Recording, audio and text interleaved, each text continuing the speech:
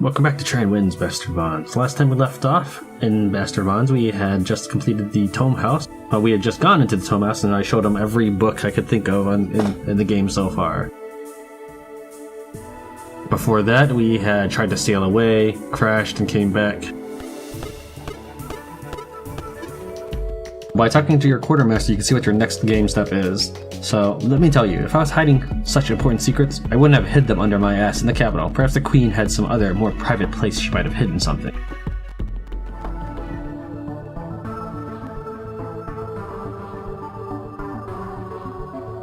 Alright, so I need to make my way towards Mount Anvil and find a place called the Queen's Abbey. But I could also take Beauregard to Glemig's tomb.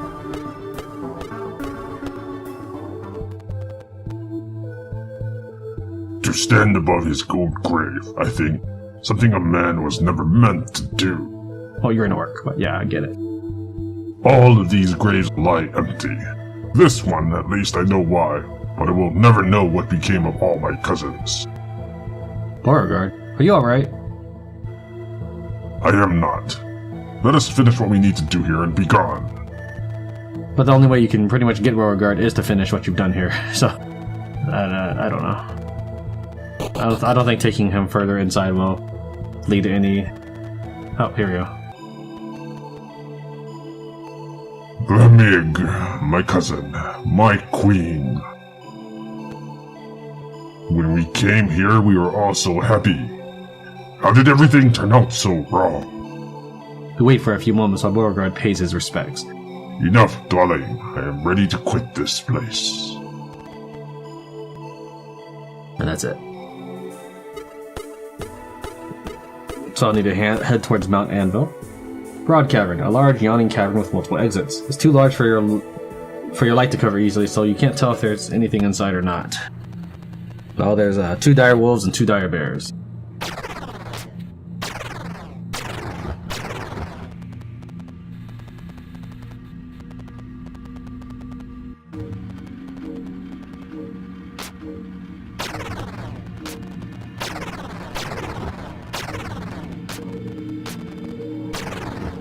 And that should be it.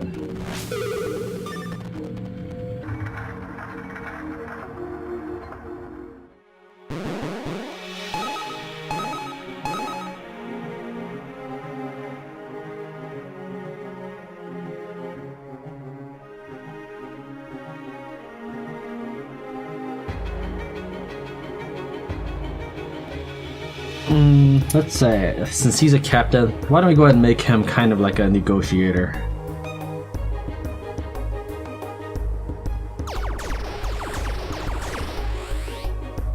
I don't know. He does have Blade Sweeper, but it's not like one only he can use.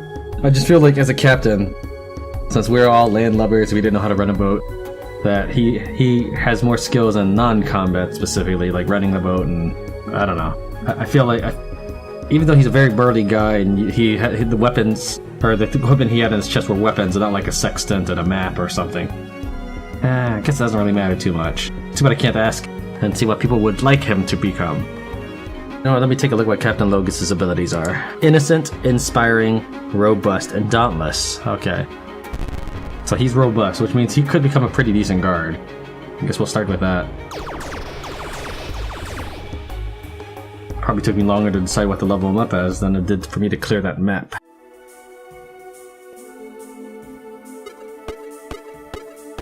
Queen's Abbey. This serene abbey is understated, a classic sign of orcish design. It's small and looks like it would have been a charming place to have a wedding, back when such things were still practiced on the island.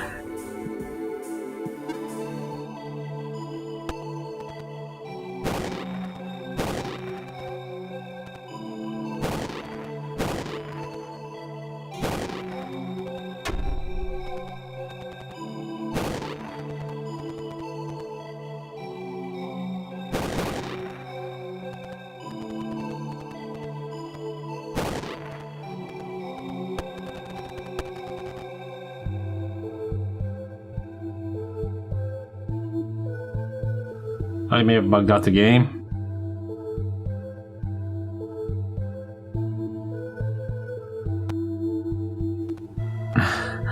I guess it did not like having my allies walk on that tile. Oh, light sources come first.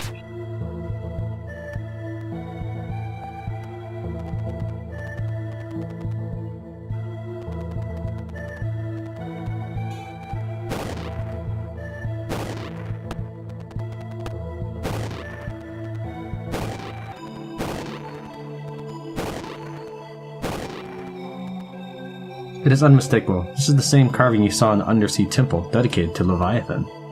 An eerie, almost supernatural hush falls over the worship hall as if the whole world is waiting for you to speak. Speak the sunken prayer? Yeah. You raise your voice and try to recite the sunken prayer as you recall it. Oh, that's cool. Gloried one in sunken sea, Lord Leviathan is he. Hear our voices dry above, echo through the brine our love.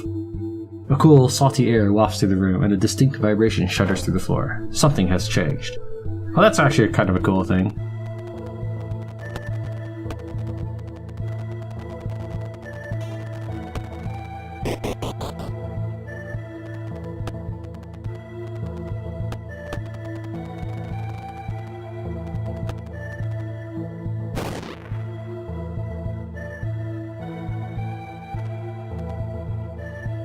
There is an ancient journal here, its pages undisturbed for many long years.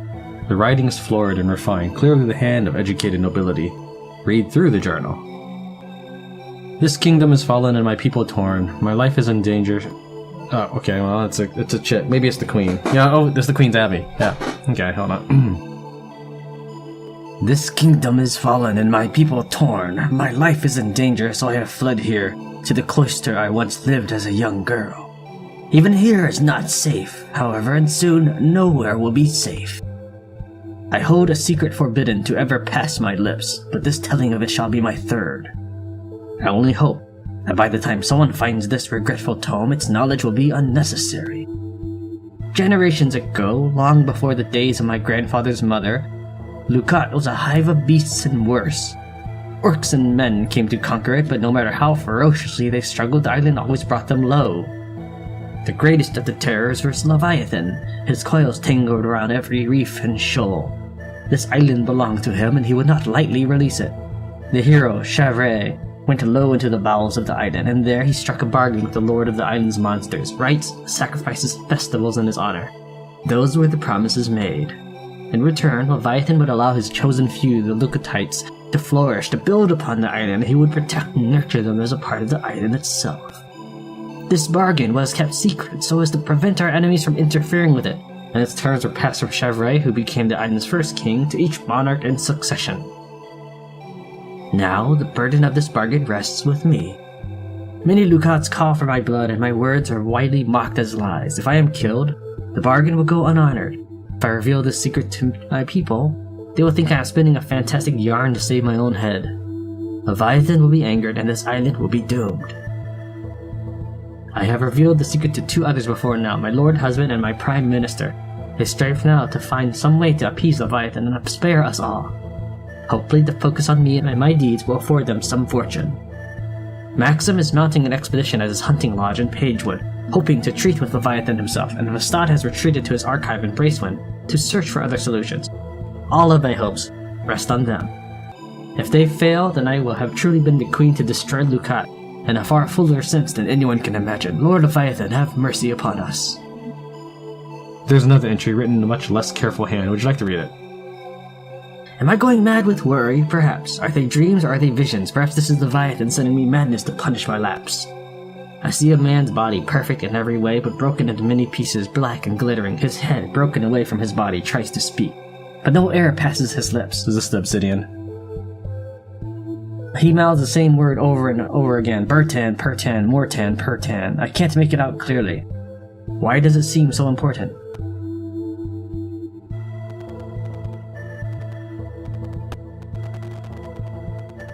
We're gonna ambush or anything when we come out? I feel like we should.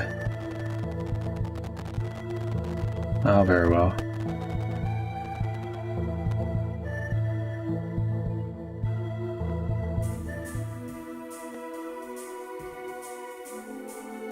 I feel like I should do an area before returning to the mansion. So let's have a little quick intermission of something. What would be a good something? Isolated mansion. This old mansion is relatively sheltered by the surrounding terrain and has escaped much damage. Perhaps it has escaped the notice of looters as well.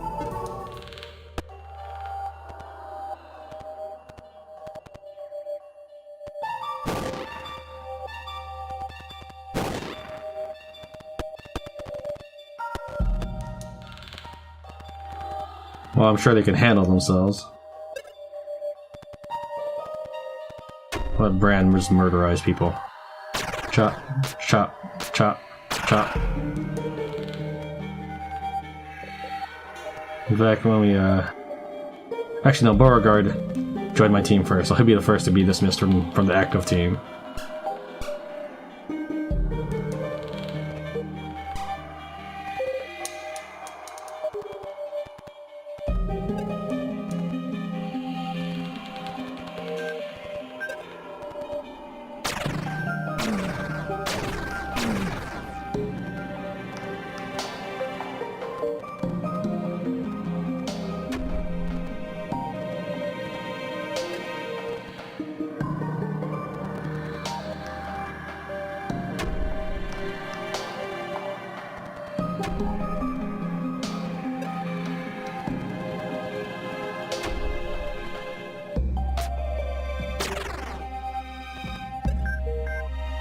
I don't have a ransomer, so you can die, I guess.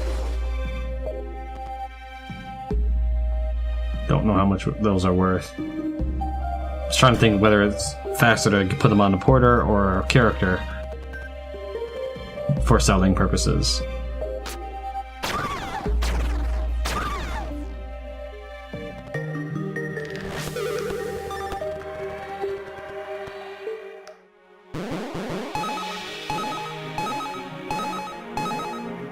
So I need to run back to base, collect the obsidian statue, and a guardian soul.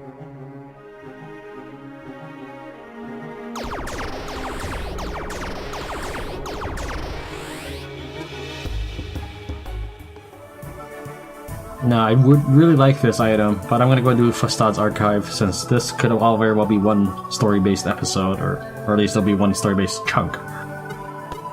This is an optional area. I already know pretty much what happens here, but a private archive bearing stately and official ornamentation. Looks as though all of the windows have been plastered over and a dark air hangs heavy over the building. This is Fastad's private study. I was here only once before.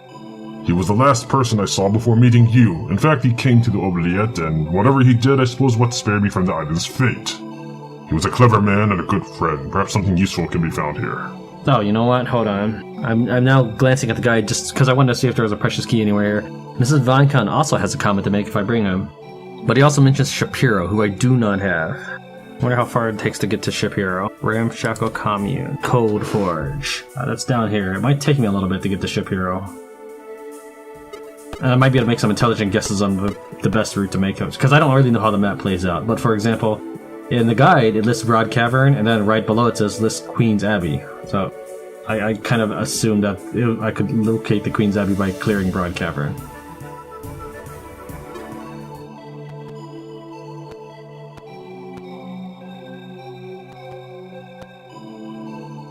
This place, this is important. Whoever this Fastad was, he began something here. Something that has waited out the centuries for you to find it.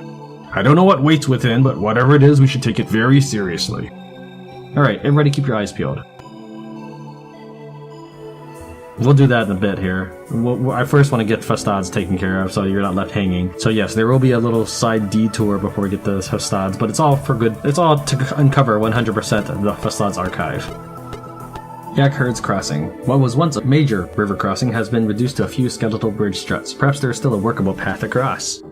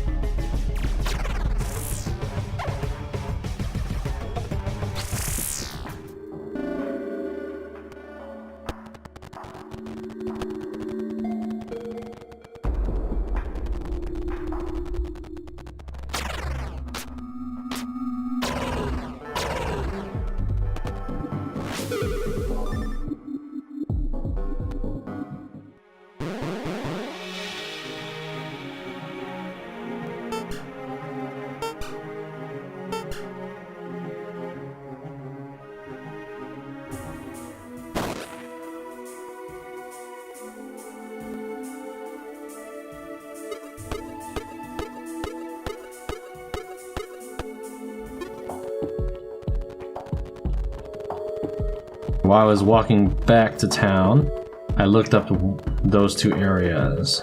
I do know the following. The guide says that there's an event with Bato and Paul after getting their bond tokens. Let's see what this event is with those two.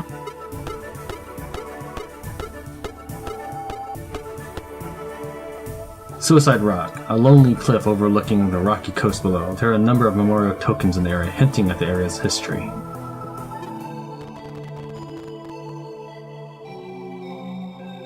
Look at all the grave markers. This place gives me the creeps.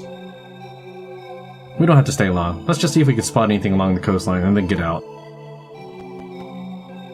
It's weird, isn't it? You can sort of feel it, the urge to just throw yourself off. The man was already losing himself in sorrow. I can imagine how it might pull you over. We're too far to even get a decent view of anything. I think this plan was a wash. Shit! Harpies! A clutch of harpies spring out from their roosts in the cliffs, and before anyone can act, they have completely surrounded Bato. Bato! Get your greasy claws off me, you stinking buzzards! One of the harpies latch onto Bato and pulls him, flailing and screaming over the edge of the cliff. Bato! I hope is that my gear that's there or something? I don't remember what he was equipped with, but... Well, I did save right before coming here.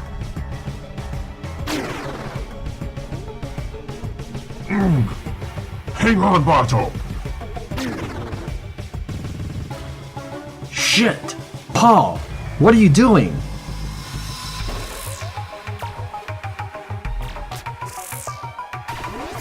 That was actually a pretty cool event there.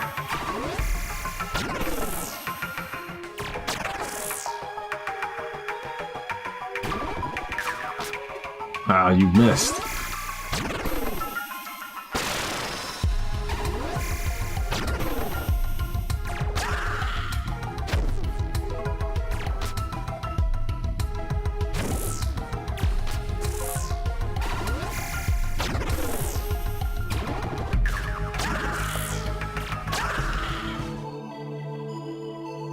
Come on, buddy, wait for me!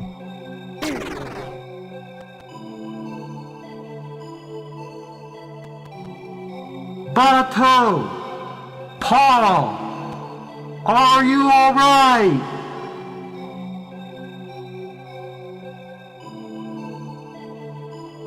He's hurt bad, but he's alive. Looks like he managed to hang on to that harpy for most of the drop. We'll get some rope.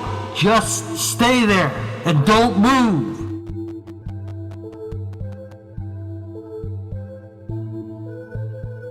Paul!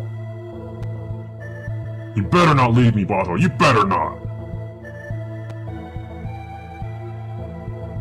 As quickly as you can, you send for help from your stronghold.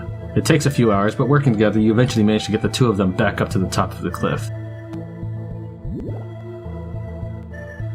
Alright, those injuries are bad, but that should help him make it back to the stronghold. How are you feeling, Paul? You don't look so good. I'm fine. I'll tie the hurt after he's tucked into a healer's tent. If you hadn't jumped, we'd have lost Bato for sure. It was stupid, but you saved his life. I'm sure he'll thank you when he's awake.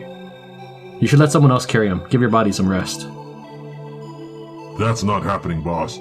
Sorry.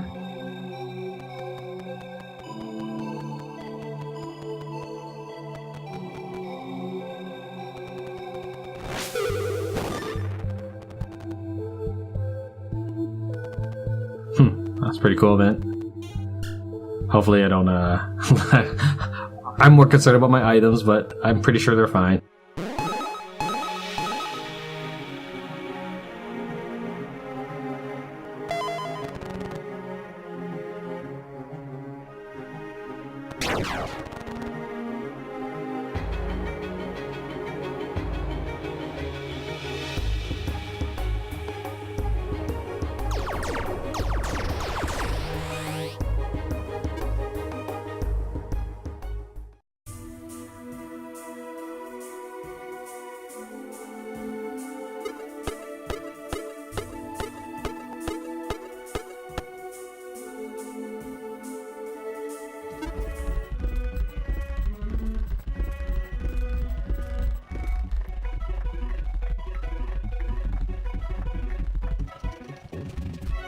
So yeah, everything went to my stash and then went down to here.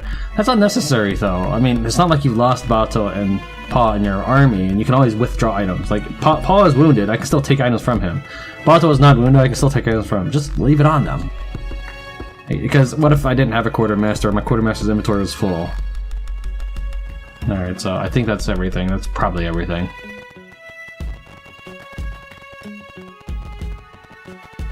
Yeah, I know. Bato and Pal's touching rescue. Marred by my avarice or concern for my materials that I've accumulated throughout the game. That's how a gamer thinks, though. I think.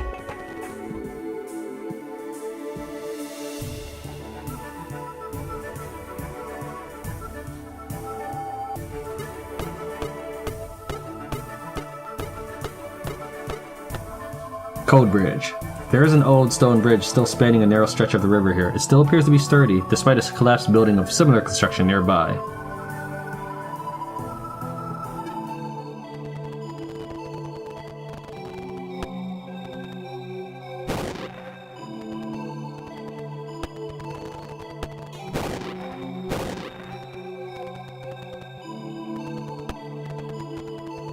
You hear a strange noise.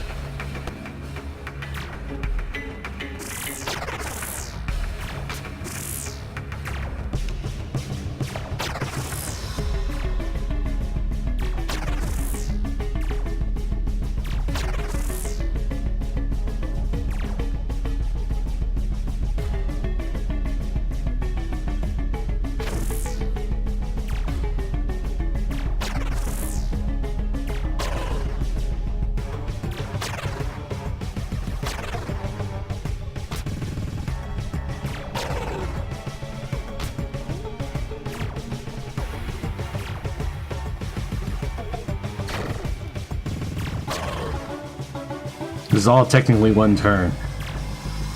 My goal is to kill them all before that turn ends. There we go.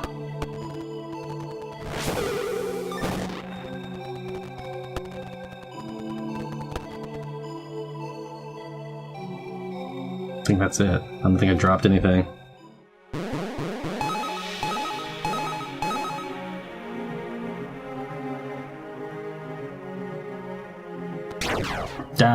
Oh, he gets to pick again.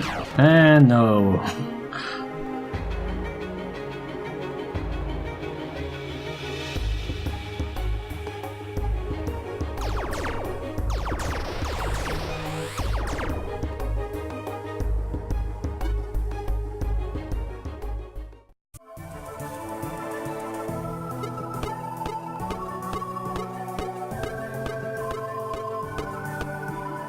Collapsing bunk huts. Perhaps this was once a popular place for travelers to enjoy a night's shelter. Weather, age, and encroaching woodland have destroyed most of it.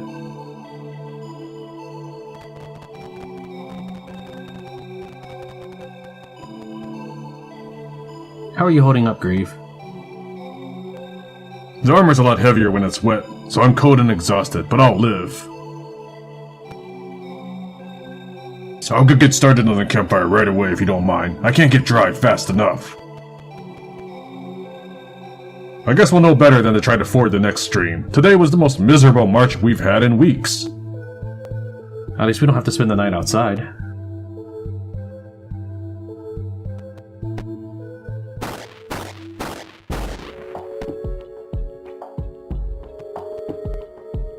Alright, I think we're all set. Come warm up. I'll get the food started. Let's see what we've got. That's not really what I pictured Grieve to look like. Did we actually bring any vegetables, or should I? Holy Lord, Grieve! Where were you hiding that all this time? Excuse me? That's the second best bracken I've ever seen. How could I not have known you'd had that? I don't know what a bracket is, I'm afraid to look that up. Well, possibly because, unlike you, I am properly dressed most days. Anyway, what does it matter? It's just hair. Oh, I guess it must be his hair. What does it matter? The quality of a man's sprawl is the surest way to measure the quality of the man. Everybody knows that. Oh, come on, Bato, that's preposterous. You don't really believe that, do you? Both Bato and Grieve are looking at you expectantly. Sure. I don't know. I don't know about that, Grieve. You're two of the best men I know, so it seems pretty accurate to me. Oh, come on, but... Wait, you said I have the second best Bracken? If my chest hair is so amazing, who has the first best? Oh, is that what you call that? Well, I do, obviously. Bato, you have a very respectable expanse there, but mine is clearly more lush than yours. It's not just the amount, my boy. I have a broad spread, well-centered, even coverage. And look at these symmetrical swirls here. Don't get me wrong, yours is excellent, but mine is like a majestic soaring eagle. There's no comparison. Bato fixes a smug gaze on Grieve while he starts chopping up the vegetables. Well, mine isn't just an unkept tangle either, I'll have you know. And who gave you the authority to just declare yourself the best anyway?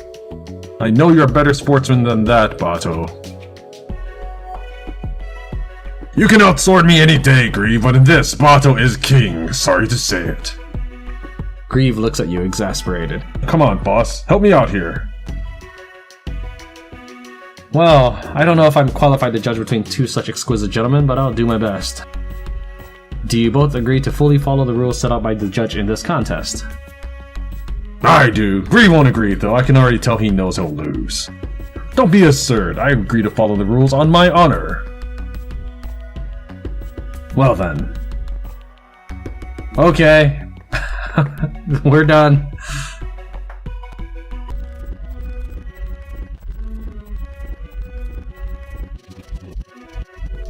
Alright, that took a sudden turn. I don't think I'm really up on my terminology here. Bato, that's absurd. Your chest hair isn't what makes you a good man. Well, not on its own, of course, but it counts for something. Well, I take it to mean you think me a good man, so I graciously accept your compliment. If your Bracken is what makes you such a good cook, then I'll not argue. Bato beams at the compliment and quietly busies himself with preparing the food, while Grieve shoots you a conspiratory glance, a sheepish grin showing through his beard. The food isn't wonderful, but Bato does the best he can with what is at hand. After drying off by the fire, you all avail yourselves of the huts and the night passes without further incident.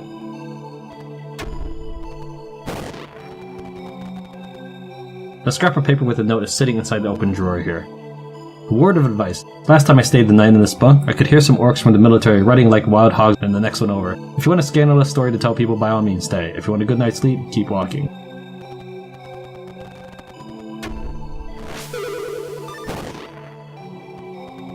There's a note tied to this set. Now that we've been seen together, it's not safe for us here. We're going someplace far away and can only take whatever we can carry. Please, if you find this, put these things to good use.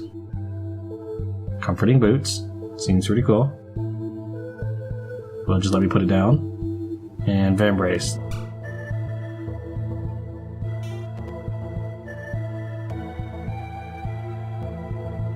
Well, I'll keep the boots.